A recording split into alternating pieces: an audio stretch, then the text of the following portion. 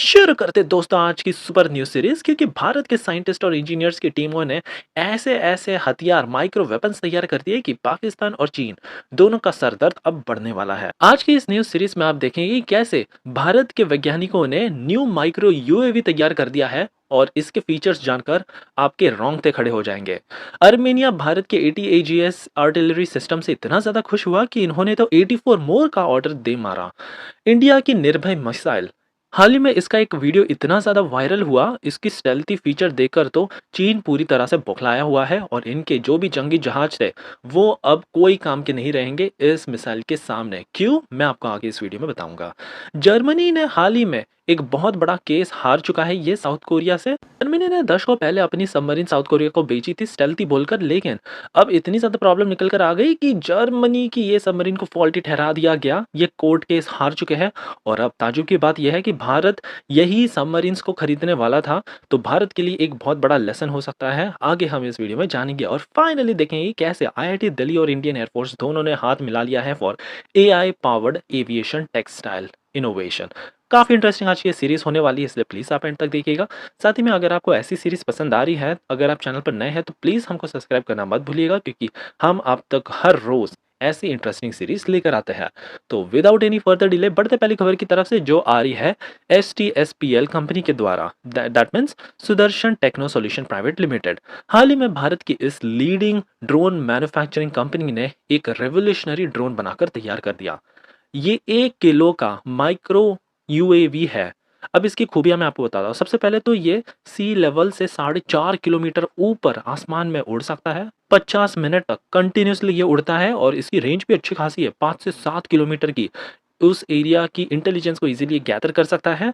और काफ़ी इंटरेस्टिंग बात, अब जल्द ही ये इंडियन आर्मी में भी डिप्लॉय होने वाला है। सबसे इंटरेस्टिंग बात तो यह है कि इसमें पेलोड को भी डाला जा सकता है। 1 किलो का होके भी ये एडिशनल लोड को कैरी कर सकता है। इसमें electro optical cameras, infrared thermal cameras, comprehensive surveillance capability और थर्मल रेजोल्यूशन 48 मेगापिक्सल के रेजोल्यूशन, ये सारी टेक्नोलॉजी इसमें डाली गई है। +55 डिग्री सेल्सियस से लेके -20 डिग्री सेल्सियस के तापमान में भी ये इजीली काम कर सकता है। हाई ऑल्टीट्यूड वॉरफेयर ऑपरेशन के लिए तो ये बेस्ट है। तो अब इसके सामने तो कोई भी रडार फेल हो जाएगा। इतना ज़्यादा स्ट्रेल्थी छोटा होने की वजह से ये किसी भी रडार की पकड़ में नहीं आएगा और इसने चाइना का सरदर्द अब बढ़ा दिया है। हमारी अगली खबर अर्मेनिया की तरफ से आ रही है। हाल ही में इन्होंने भारत में बने ATAGS सिस्टम का टेस्ट ट्रायल रन कंप्लीट किया। 6 यूनिट्स इनको मिले थे और सब भी इतने ज़्यादा सक्सेसफुल हुए कि अब अर्मेनिया ने तो आगे चलकर 84 मोर ATAGS सिस्टम का ऑर्डर प्लेस कर दिया भारत की कल्याणी ग्रुप्स, जो कि इसके मैन्युफैक्चरर है, उनको।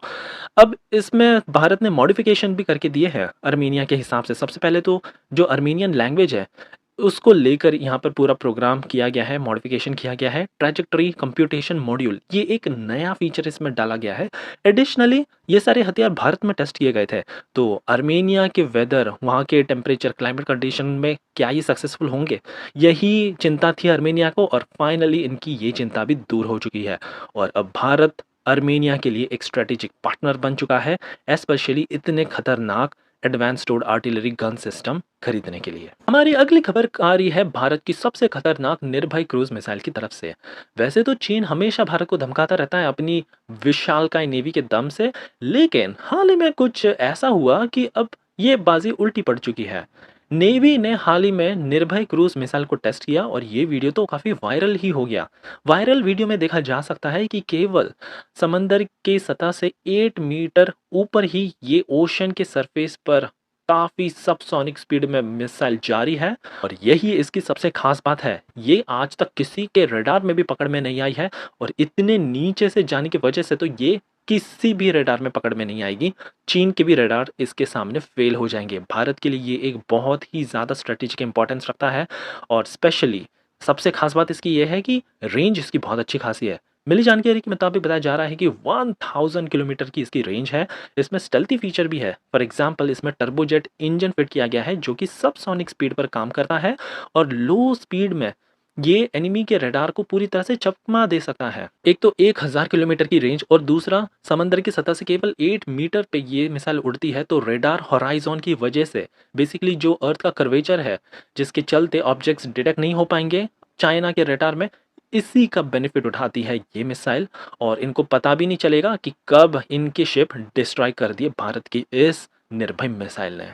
इसके अलावा सबसे खास बात यह है कि नेवल वेसल्स के अलावा इसको लैंड से भी एंगेज किया जा सकता है।